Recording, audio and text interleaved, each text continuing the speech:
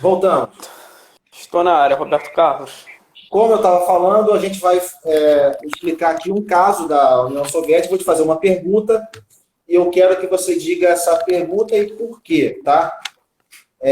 Vou falar da experiência soviética, que é uma experiência... A gente tem mais 1 hora de live, uma experiência marxista, socialista do século XX, para depois a gente entrar na questão do neoliberalismo e a gente vai fazer comparações entre neoliberalismo e o socialismo, né? E aí tem algumas perguntas para te fazer e eu quero que, lógico, se vai dar tempo, a gente vai ser procurar ser mais breve nessa live, para poder a gente encaixar tudo. Eu quero que a gente fale sobre a atualidade também, sobre o Brasil atual, Paulo Guedes, porque o pessoal está querendo saber isso também. Então, Pedro, eu já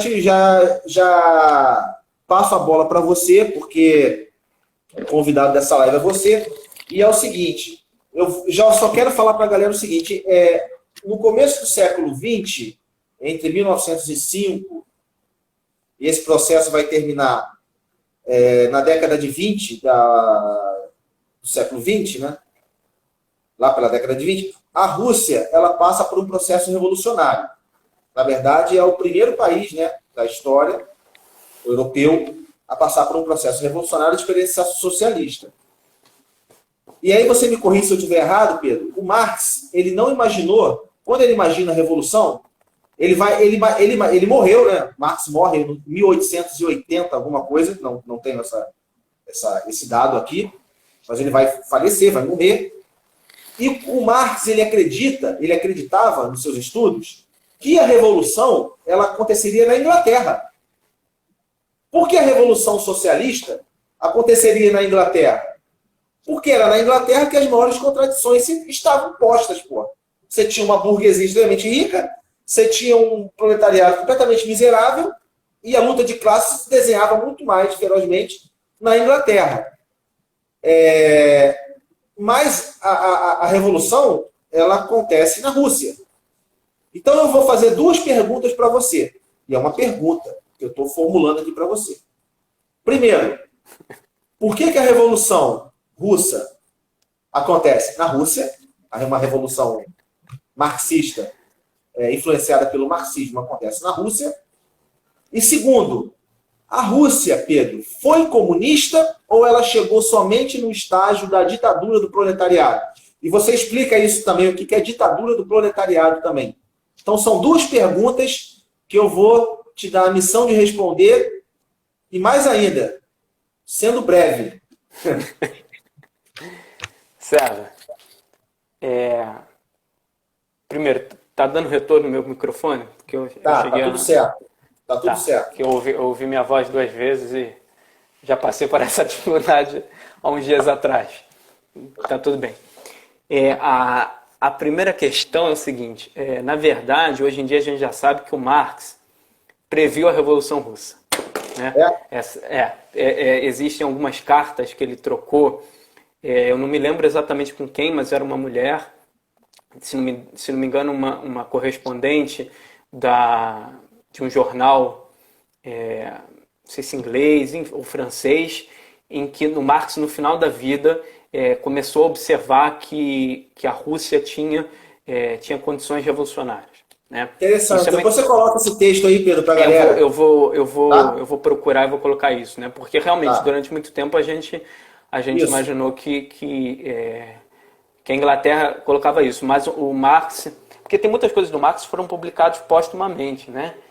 Tanto o volume 2 e 3 do Capital, eles são publicados após a morte dele. Né? Para vocês terem uma ideia, o Lenin não leu o Capital inteiro antes de fazer a Revolução Russa.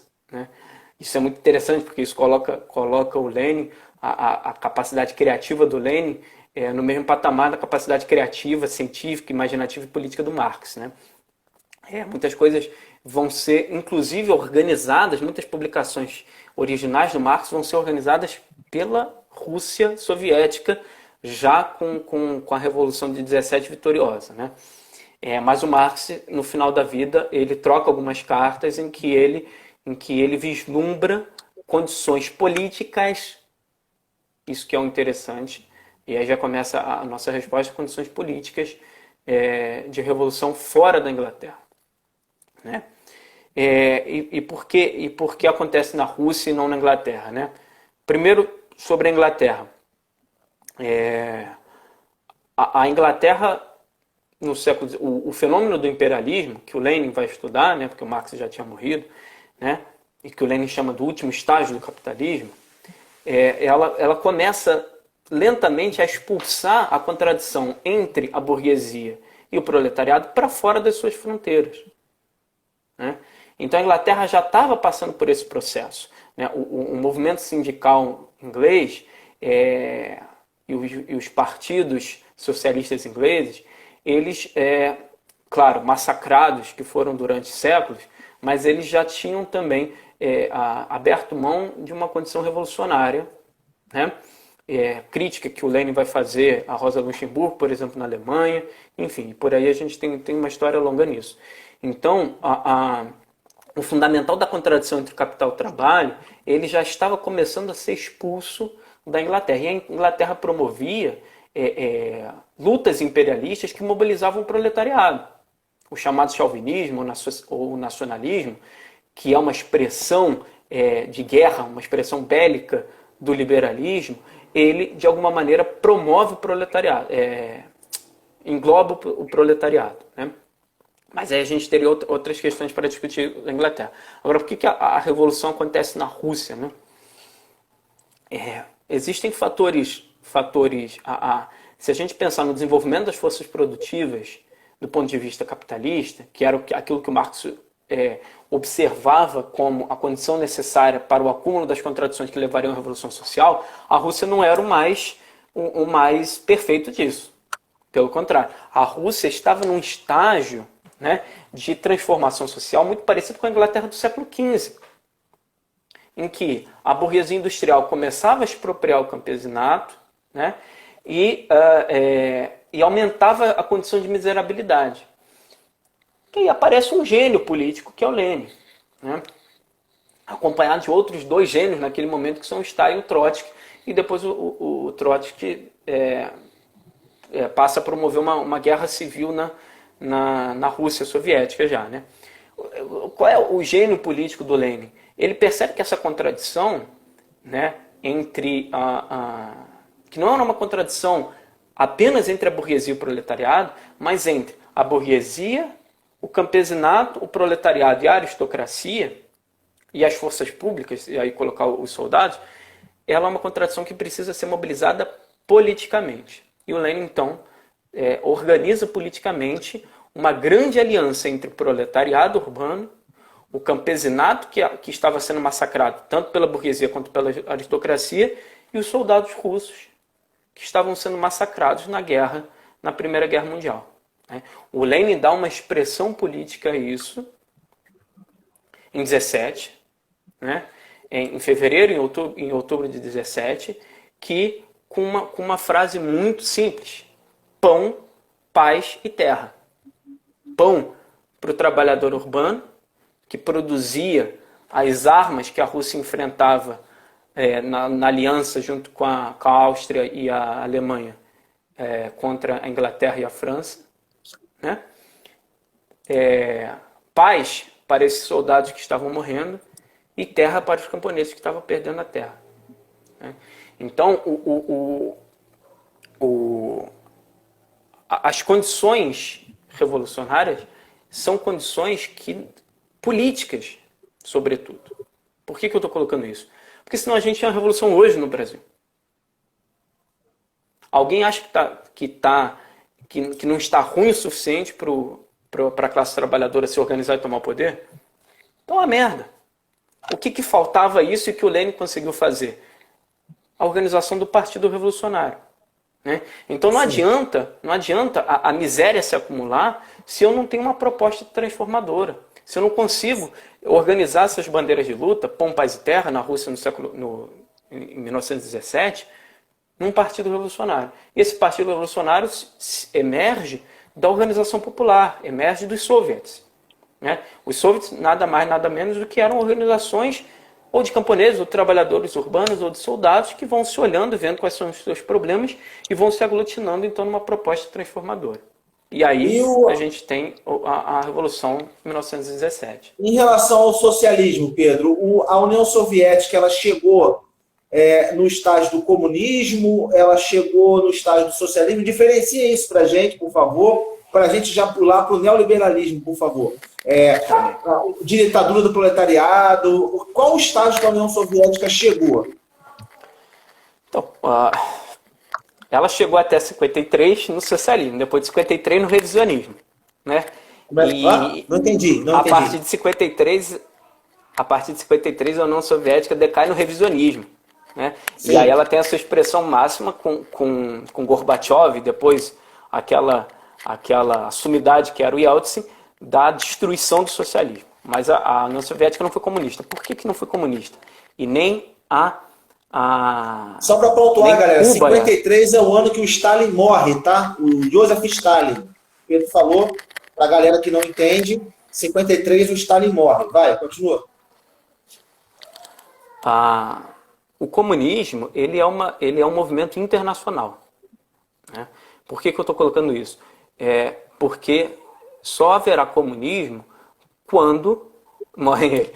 Só haverá comunismo quando todos os países fizerem a transição socialista, né? Então eu preciso de uma hegemonia socialista no mercado mundial para que eu possa então transitar a fase comunista. O que é a fase comunista? É o fim das classes, não é o fim do Estado, né? O Marx anunciava isso, mas era o fim do Estado burguês. Não é o fim do Estado em si. A ideia do Marx, a utopia do Marx, né, do ponto de vista positivo, era o Estado em cada um dos seus habitantes, daqueles Estados-nações. O que é isso? Isso é a expressão máxima do poder popular, da organização popular das classes trabalhadoras, depois de ter eliminado o poder da classe burguesa, né? Então, a União Soviética, assim como China, Cuba, Vietnã e que mais que a gente puder discutir aí, Venezuela, elas estavam na ditadura do proletariado. Essa ditadura do proletariado, o que ela significa, né? Essa expressão política e estatal, ela é organizada pelo Lênin, né? Ela é organizada pelo Lênin. Por quê? Porque o Lênin compreende que o Estado com E maiúsculo, é um instrumento de dominação entre as classes. Então, se o Estado burguês é a dominação da burguesia frente a todos os estratos das classes trabalhadoras, e aí quando eu falo classes trabalhadoras, eu estou incluindo campesinato, proletariado, funcionalismo público, etc., etc., todos aqueles que não detêm meio de produção, o Estado socialista deve ser o inverso disso. Deve ser a organização popular através do Partido Revolucionário e dos soviets ou das comunas, né? Ou seja, da decisão popular de base em cada bairro da aplicação do orçamento do Estado. Esse Estado, então, tem por objetivo oprimir a burguesia, expropriar a burguesia vai resistir. E vai resistir armada. Por isso que o Estado socialista ele tem um momento de transição armada da luta social. Depois que há a revolução, há a previsão de que a burguesia vai contra-atacar, como contra-atacou na Rússia, né, pela Guerra Civil. O Exército Branco contra o Exército Vermelho. Quem perde o poder não vai aceitar perder o poder. Então, a partir do momento que há uma revolução social, ou seja, a partir do momento que os trabalhadores se organizam e tomam o poder, essa burguesia vai contra-atacar. E esse é o momento de instalar uma ditadura do proletariado para acabar com qualquer possibilidade de contra-ataque da burguesia. É mais ou menos isso?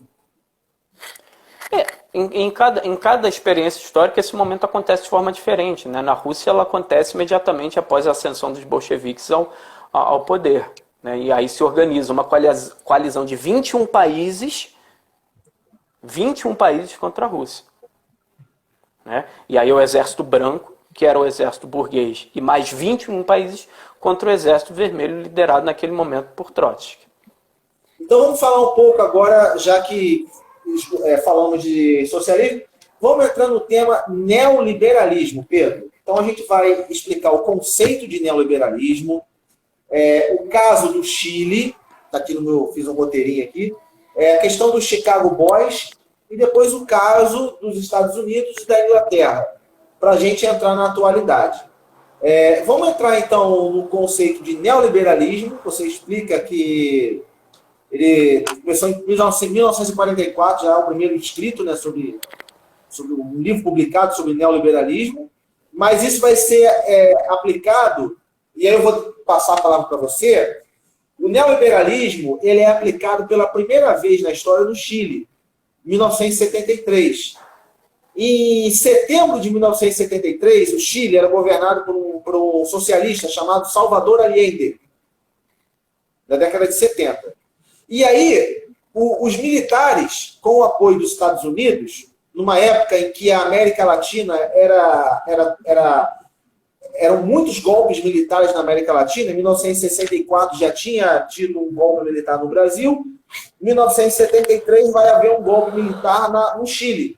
Esses golpes militares na América Latina, eles eram apoiados pelos Estados Unidos, que tinham interesse em manter governos militares anticomunistas aqui na América Latina para ter um controle ideológico e econômico sobre a América Latina. Então ele vai apoiar o general Pinochet, que vai dar um golpe de Estado no Salvador Allende, e não cabe aqui a gente explicar, senão a gente vai demorar muito tempo. Salvador Allende se mata e o Chile é governado pelo Pinochet.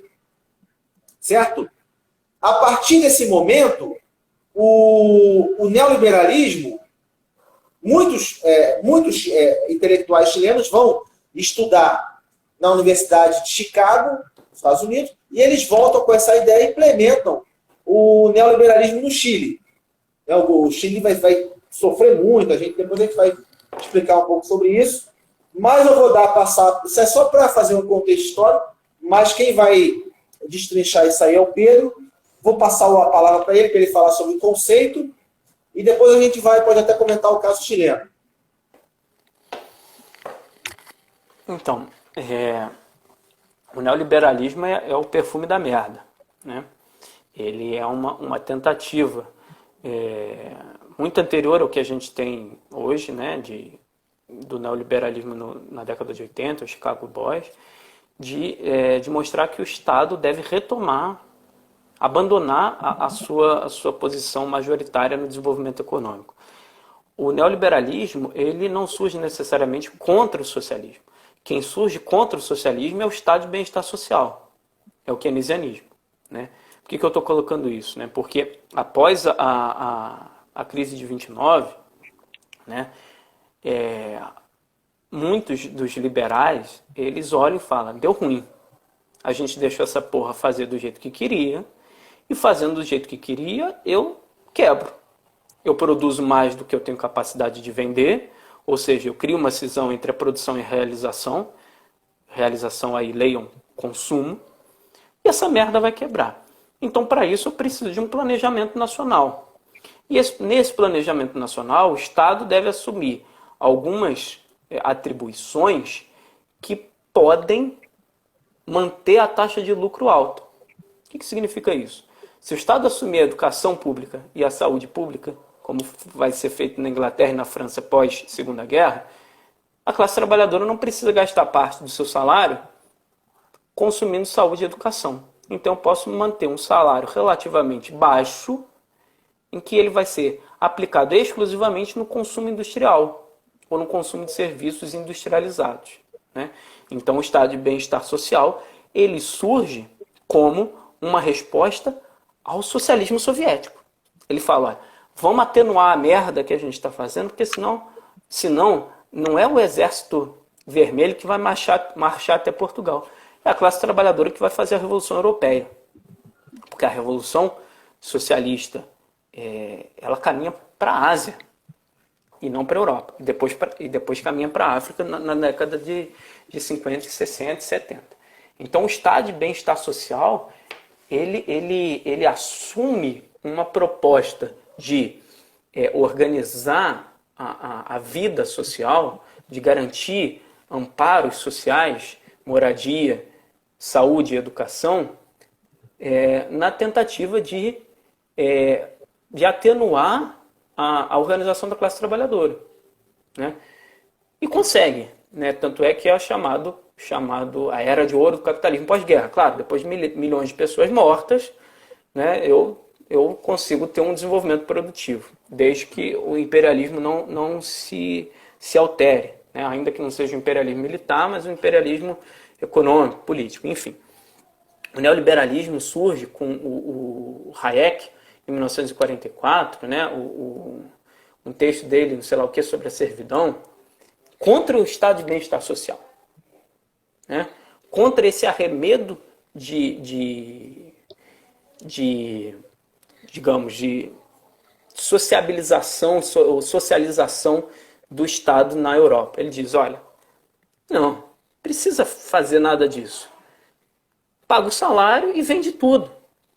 Quem tem que produzir, quem tem que produzir saúde são as empresas privadas. Não é o Estado que tem que promover saúde e educação. O salário dá conta, vão vender tudo, o Estado tem que ser mínimo, entre aspas, né? Mínimo para a classe trabalhadora, mas máximo para salvar os bancos e salvar as empresas que quebram, né? Então, é dessa forma que surge o neoliberalismo, como um arremedo do antigo liberalismo, por isso um novo liberalismo, em que aquele Estado que estava se tornando máximo, ainda dentro de um Estado capitalista, de um Estado burguês, ele precisava retornar às suas condições mínimas. O balão de ensaio disso é o Chile. Pinochet. Opa. Deu uma travada aqui.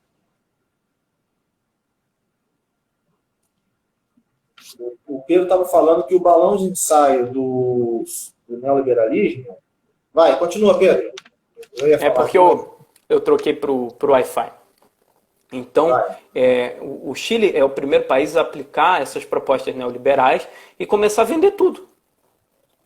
E começar a privatizar tudo. O Chile começou a vender todas as empresas públicas, foi isso? Não só vender as empresas públicas, mas abrir mão das tarefas sociais do Estado, da educação. O Chile até hoje não tem uma educação superior pública. Então, o Chile passou a vender, abriu mão da educação pública, das escolas públicas, do hospital público, da saúde pública, da aposentadoria. Deixou o Estado mínimo no governo Pinochet. E qual foi o resultado prático disso para o povo chileno? A gente está vendo hoje o que está acontecendo com o Chile. Suicídio dos idosos. Suicídio dos idosos. A população que parou de trabalhar e que deveria ter aposentadoria, devido ao animal do Paulo Guedes, que foi promover a reforma da Previdência no Chile, né? Essa população idosa, ela está miserável e está se matando. É isso que está acontecendo no Chile. O Chile não tem uma educação pública de nível superior como a gente tem no Brasil, que é um legado antiquíssimo, né? De quase, pelo menos 80 anos no Brasil. Isso, né? Então, a experiência neoliberal do Chile, evidentemente que ela não cobra o seu preço, a sua conta, 5 anos depois. Ela cobra 20, 30 anos depois. Como no Brasil. Que a gente está vendo hoje, né? É o que a gente está vendo hoje. Que a gente está vendo hoje. Então, só para situar o pessoal, o Chile foi o balão de ensaio do neoliberalismo, né? A gente pensa que é a Inglaterra e tal, mas foi o Chile. Uma experiência neoliberal. Muitos intelectuais chilenos que participaram do governo Pinochet foram estudar nos Estados Unidos e voltaram com essa ideia. O neoliberalismo ele surge na universidade, se não me engano, fala agora na Universidade de Chicago. Inclusive, os neoliberais que eram chamados de Chicago Boys, aqueles caras que tinham estudado economia, estudado na Universidade de Chicago, voltam para o Chile com esse pensamento e implementam toda essa ideologia neoliberal no Chile com a bênção dos Pinochet dos Estados Unidos, vendem tudo, né? porque o neoliberalismo é uma ideologia que ela protege muito a burguesia, mas deixa a classe trabalhadora completamente desprotegida, porque quem é que tem dinheiro para pagar por uma boa educação, por um bom plano de saúde? Não é o trabalhador que ganha R$1.000 por mês. Então, esse trabalhador vai sofrer muito. Então, assim, é bom a gente entender que, como o Pedro falou, o Chile, o resultado prático da implementação do neoliberalismo no Chile foi estourar em 2019. Né? Foi uma caos social no Chile. Mas isso é resultado de uma implementação de um sistema lá na década de 70. Muito boa a sua reflexão. Fala um pouquinho do caso inglês, da Margaret Thatcher, e depois a gente vai para o Ronald Reagan, para a gente fechar e ir para a atualidade. Então, a Thatcher e o Reagan, eles na verdade eles começam o Reagan muito pouco, porque o Reagan os Estados Unidos nunca teve um estado de bem-estar social, né?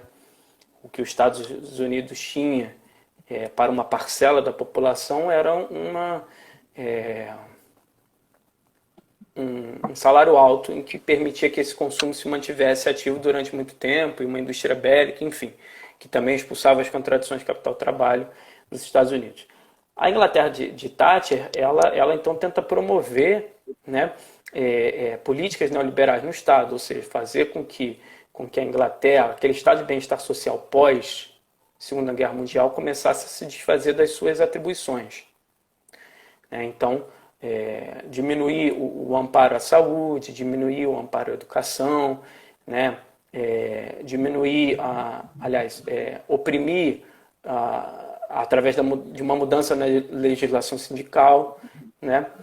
E que na Inglaterra, né, de fato, ela traz, comparado aos países periféricos, ela não chega a conseguir destruir o Estado inglês, o Estado de bem-estar social inglês, né? Mesmo porque nesses países havia uma taxa salarial alta e havia uma organização sindical mais contundente, né?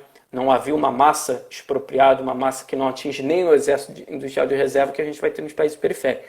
Mas isso é assunto para outro debate. Agora, eu acho que a grande contribuição da Thatcher e do Reagan é a destruição da União Soviética, né? Eles são os grandes responsáveis por uma articulação política, junto com o Papa João Paulo II, Karol Wojtyła, e o Gorbachev, pela destruição da União Soviética. Eu acho que esse é o legado que a Thatcher deixou.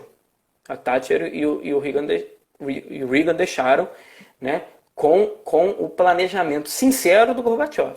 Inclusive, esse puto está vivo até hoje, e ele deu algumas entrevistas.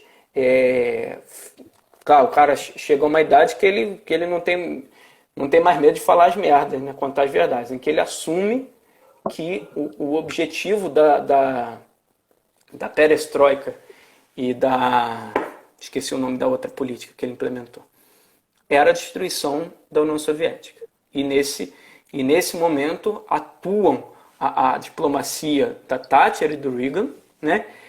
E principalmente a participação do Karol Wojtyła, que emerge do Solidarność na Polônia, né? Que era um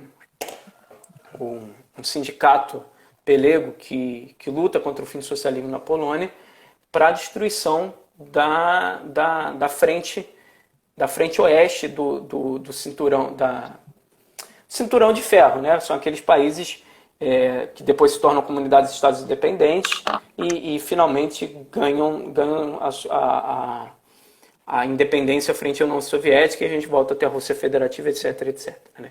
Então, esses quatro atores aí, Gorbachev, Thatcher, Reagan e o João Paulo II, que são os responsáveis, mais do que muito mais do que eles fizeram dentro dos seus próprios países, mas o que eles fizeram de uma guerra ideológica e de uma guerra militar contra a União Soviética, com a anuência do Gorbachev e de parte da estrutura, infelizmente, do Partido Comunista da União Soviética. Então, eu acho que a gente já pode discutir um pouquinho o Brasil atual.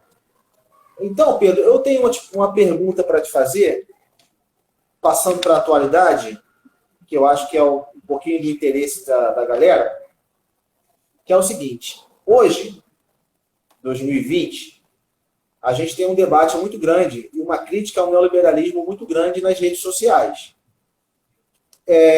Eu penso que a figura que mais conhecida da grande população, que é para eles que a gente está falando, a gente não está num debate acadêmico nem nada, a figura mais conhecida do grande público, que é mais crítica ao neoliberalismo, é o Ciro Gomes hoje. Inclusive, ele escreveu um livro, né, que vai ser lançado ainda, Projeto Nacional, O Dever da Esperança. O Ciro, nas redes sociais e na grande mídia, ele é o grande contraponto, é uma grande crítica, faz uma grande crítica ao regime neoliberal. O Ciro entende que não há país no mundo, não há país no mundo que não tenha o desenvolvimento partindo do Estado. O Estado é um motor fundamental para o desenvolvimento de qualquer economia do mundo, inclusive o inglês, o americano. O Ciro faz uma crítica muito dura aos Estados Unidos, que eles vendem isso é a palavra do Ciro, eles vendem o neoliberalismo para os outros, mas para eles não. Porque quando os bancos quebram, quando há crise, o primeiro a ajudar os bancos é o governo norte-americano. Então, para os Estados Unidos, o neoliberalismo é muito bom para os outros, para os países mais pobres, para haver exploração dos países mais pobres. O capital americano pode entrar mais facilmente nos países mais subdesenvolvidos, etc, etc, etc. Mas para eles, eles não utilizam esse tipo de prerrogativa. A pergunta que eu te faço é: até que ponto o Ciro está certo, até que ponto o Ciro está errado? Quais são as críticas que você vê a esse personagem hoje da nossa política, Ciro Gomes, ou se você não vê nenhuma crítica? Até que ponto o discurso dele é um discurso razoável ou não? Eu estou falando discurso a crítica ao neoliberalismo. Estou lendo aqui que o rapaz colocou aqui, falta Lenin no Ciro. O Gabriel também tinha colocado uma carinha assim, né? Cara, Qual é a sua crítica? Eu acho que o Ciro é um iludido sincero, né? Ele passa com sinceridade a ilusão desenvolvimentista que ele tem. Só que ele esbarra na dependência. Essa é a minha questão, né? Eu, sinceramente, eu acho que a crítica que o Ciro constrói, o Gabriel não vai deixar a gente falar. A crítica que o Ciro constrói é uma crítica fundamental para o debate, né? Porque as outras forças de esquerda que a gente tem, elas escorregam muito mais do que o Ciro se a gente pensar no papel da ciência e da tecnologia, né? No papel que no papel do financismo, né? O Ciro é um cara que nesse ponto é muito coerente, porque ele faz uma crítica muito contundente a essa expropriação financeira que a gente tem nos dias de hoje, né? E que ela não é nova, mas ela está ganhando volumes gigantescos, né? Em que vide a reforma da Previdência, né? E que o Ciro também namora com algo disso, mas através dos bancos públicos, enfim, que é uma coisa estranha. Só que falta ao Ciro uma compreensão do que é a dependência, o que é a dependência estrutural dos países periféricos, né? Porque assim, o que o Ciro propõe é um retorno à política desenvolvimentista do Getúlio mas não sei se do Getúlio e do JK, porque são duas coisas diferentes, né? Mas uma política desenvolvimentista da década de 40 e 50, que pensava que o Estado ele devia promover e controlar a economia, né? Que eu acho fabuloso, necessário, que é o que a China faz, o que a União Soviética fez, né? Só que o que eu acho que o Ciro se engana é acreditar que a burguesia nacional tem esse interesse. O Getúlio deu um tiro no peito quando observou que a burguesia nacional não tinha esse interesse. Não tinha interesse de desenvolver autonomamente o país, ainda que fosse sob os marcos do capitalismo. E aí quem observou com maior clareza isso, do ponto de vista econômico, do ponto de vista científico, foi a teoria marxista da dependência. O que ela observou? Olha, a burguesia, ela tem a própria burguesia é dependente. Não é só o país que é dependente. O que a burguesia é dependente? Porque ela compra de fora aquilo que ela não produz dentro. Não há produção de alta tecnologia, né, de indústria de base, de indústria pesada, que sirva para a indústria leve. Então, a burguesia, que é uma burguesia compradora e montadora, para vocês terem uma ideia, no início do século XX, a gente montava caixinha de fósforo. Não produzia nem fósforo no Brasil. A gente montava caixinha de fósforo e fósforo. Comprava todo esse material já pré-fabricado de fora do país, da Alemanha e da Bélgica, e montava caixinha de fósforo. Né? E a burguesia nossa hoje é isso. Ela é montadora. Ela é empacotadora. Ela compra as coisas, bota dentro de uma sacolinha, bota o nome da Havan e vende. Não tem uma indústria de base que sirva a indústria leve. Então, sem essa indústria de base, a burguesia depende da compra de material de fora. Na hora que ela compra de fora, ela remete lucro para fora.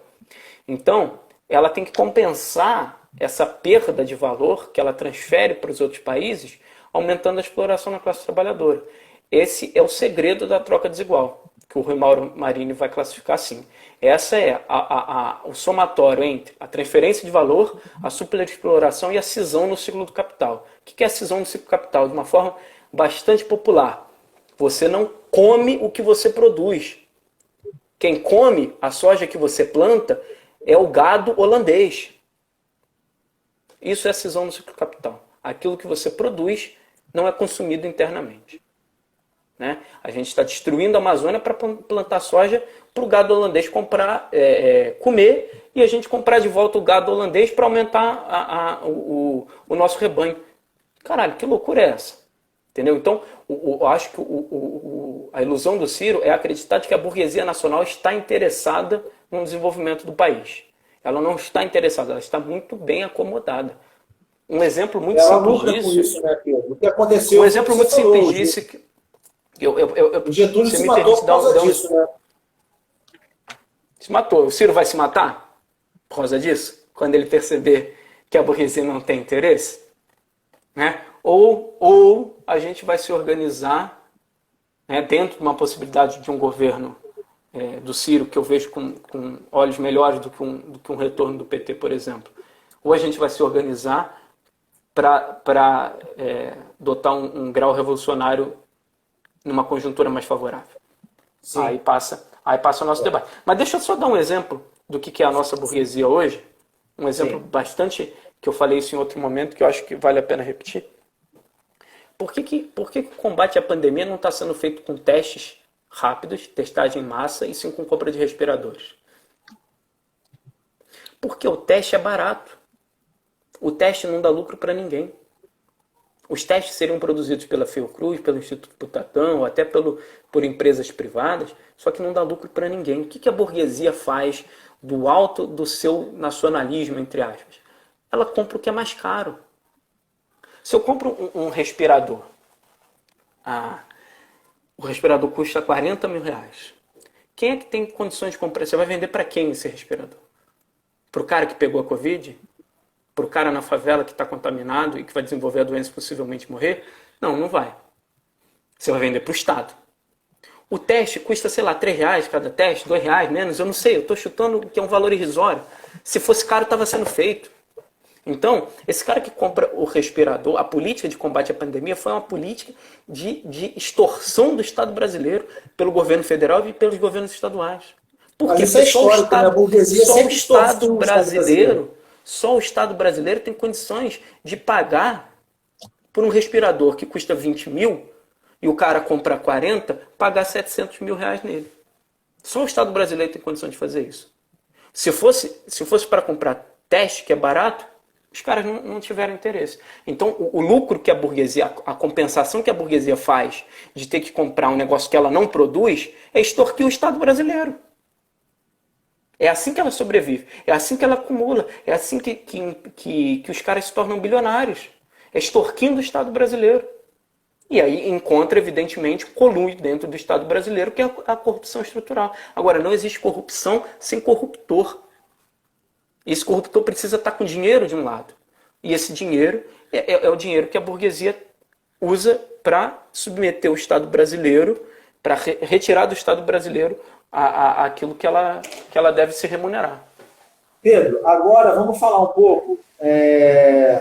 Assim, o Nildo Ouriques, eu já tinha comentado isso com você, que eu ia te fazer essa pergunta. O Nildo Ouriques, que é um professor de economia da Universidade Federal de Santa Catarina, ele utiliza um conceito que acho que nem foi ele que criou, mas ele utiliza muito o conceito de petucanismo. O que seria o petucanismo? Que o governo PT é uma continuação histórica do governo do Fernando Henrique Cardoso, do PSDB.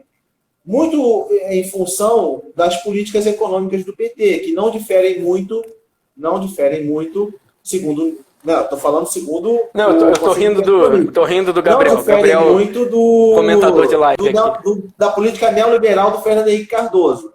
Então ele usa o conceito de petucanismo para dizer que é uma coisa só.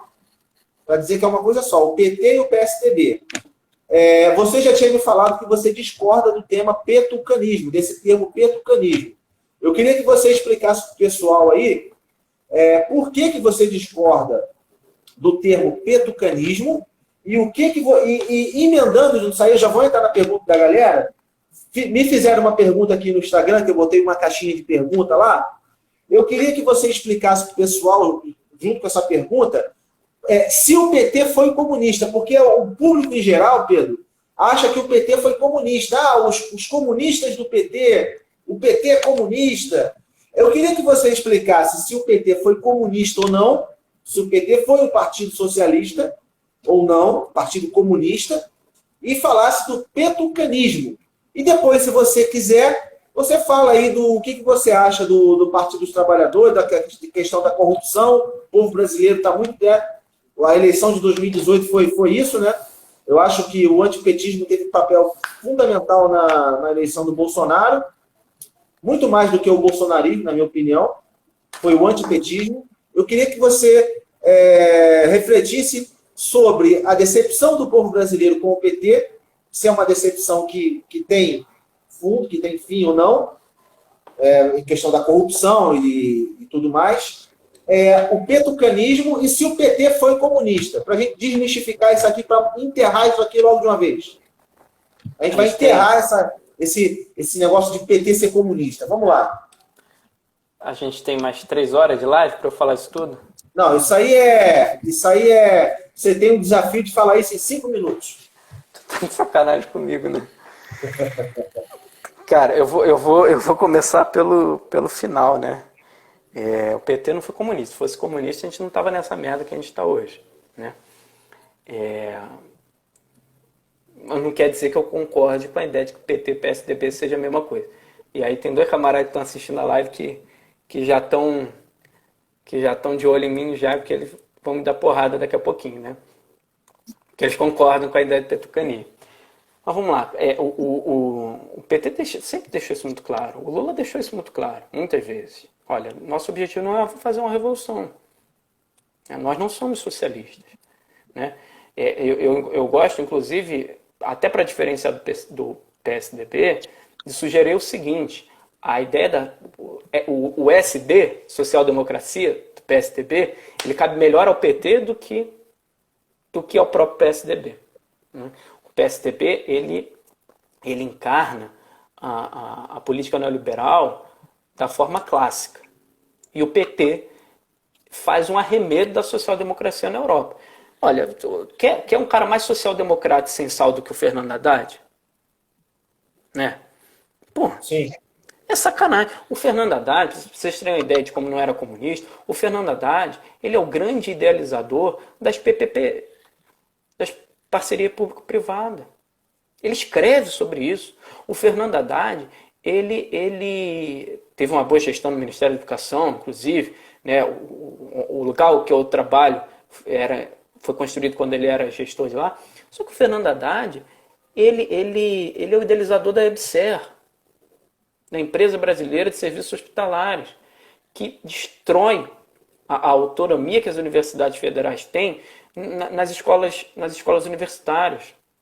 O que é o EBSER? O EBSER é a transformação do serviço público num serviço semi-privado.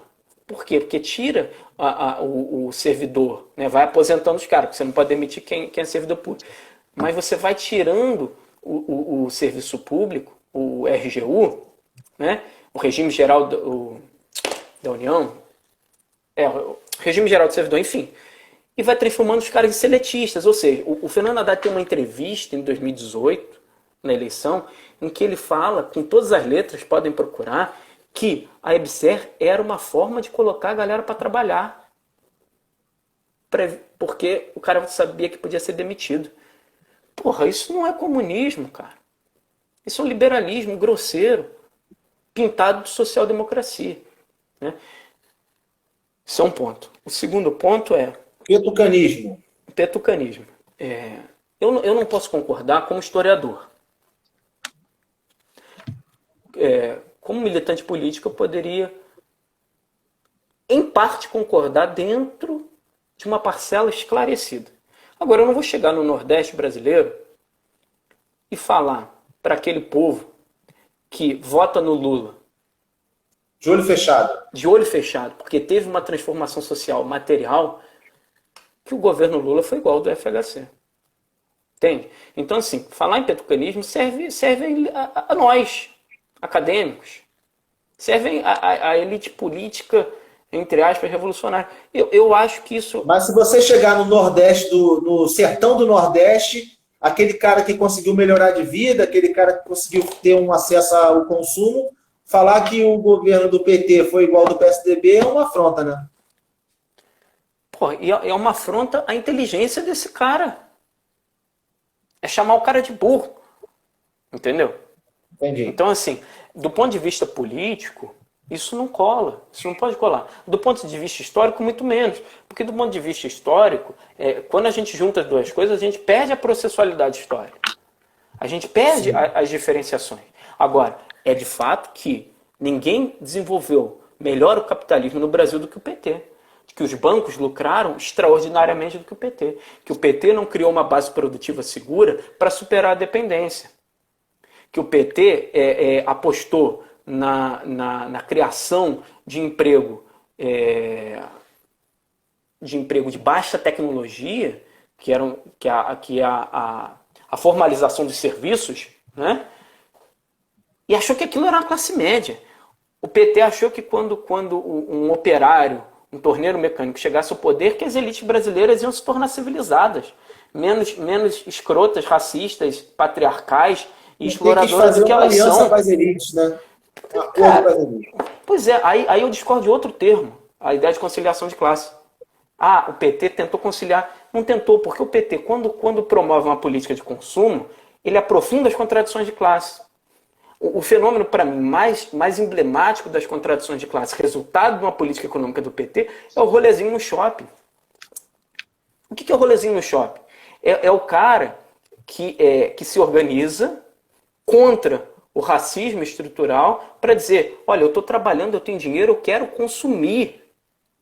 Então a gente vai se organizar para caminhar junto no shopping e vocês não expulsarem a gente. Porque o cara que entra no shopping, né, e carrega em si a cor, ele é expulso do shopping porque o gerente do shopping imagina que ele não tem condições de consumir, então que ele deveria roubar. Pedro, para mim esse é o fenômeno cultural e político que expressa essa política de consumo. Sim. Pedro, caminhando para o final aqui da nossa live, eu já fiz a pergunta, acho que da Vitória. A Vitória fez uma pergunta, explicar o que foi o neoliberalismo, acho que a gente já explicou, precisa voltar. O PT é comunista, você já explicou. O NACA, que sempre acompanha nossas lives, só falta responder a pergunta dele para a gente fechar a live. O NACA perguntou assim, Cite os prós, e aí eu vou deixar essa peteca para você. Cite os prós e os contras dos dois modelos. Então você vai ter que citar os prós e os contras do neoliberalismo e do socialismo.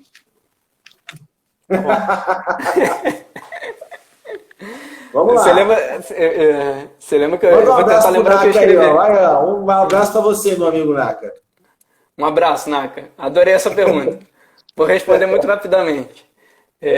O neoliberalismo, o pró é para a burguesia e o contra é para a classe trabalhadora. E o socialismo é o inverso. O contra do socialismo só se você for burguês. Se você for burguês, tu tá fudido. Você vai ser expropriado. E você vai voltar a um padrão de vida que não é um padrão que é um padrão comunal. Entende? Aí, assim, eu sinceramente não vou entrar na polêmica de liberdade, de individualidade, nessa coisa toda, porque eu vi um meme não, um cara que escreveu no Twitter, logo que começou a pandemia, o cara escreveu assim, vem cá, pode vir, Partido Comunista Chinês, cuida da minha família, me deixa em casa, cria hospital, me deixa em casa e me dá comida.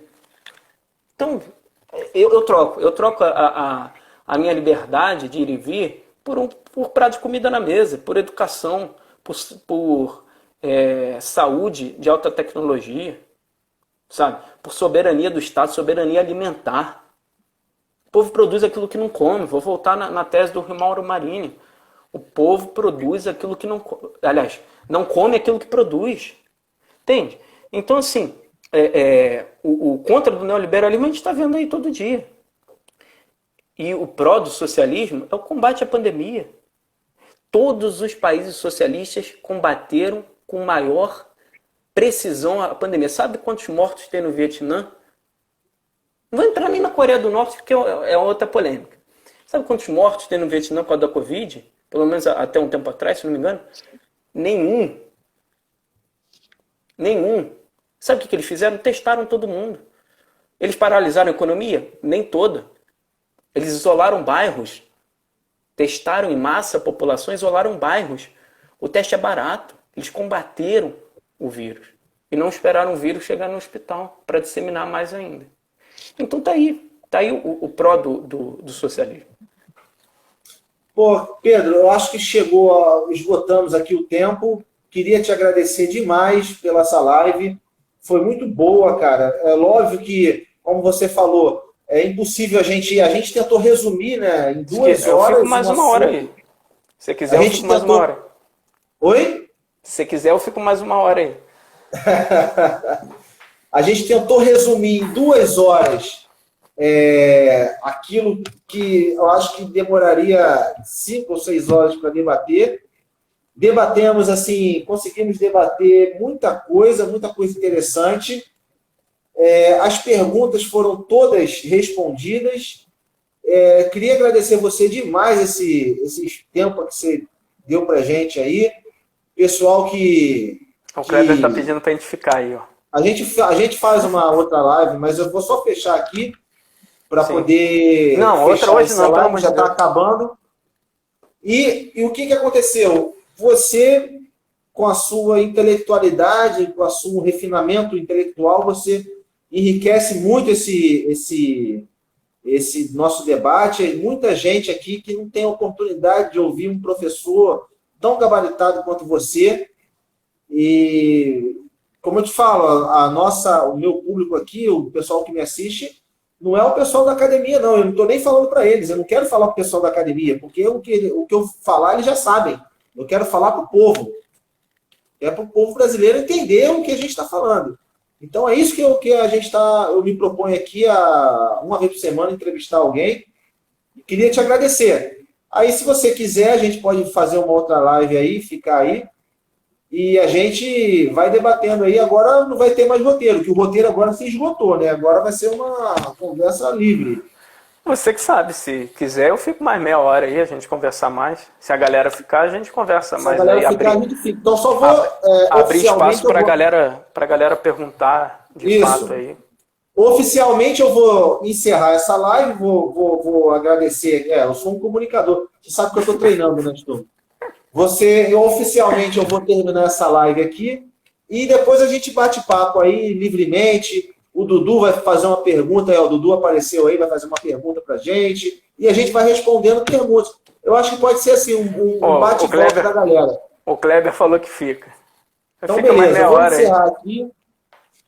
Mas é Obrigado, com pergunta. Pedro. A gente fica se tiver pergunta. Se não tiver, a gente encerra. Beleza. Beijo. Tchau.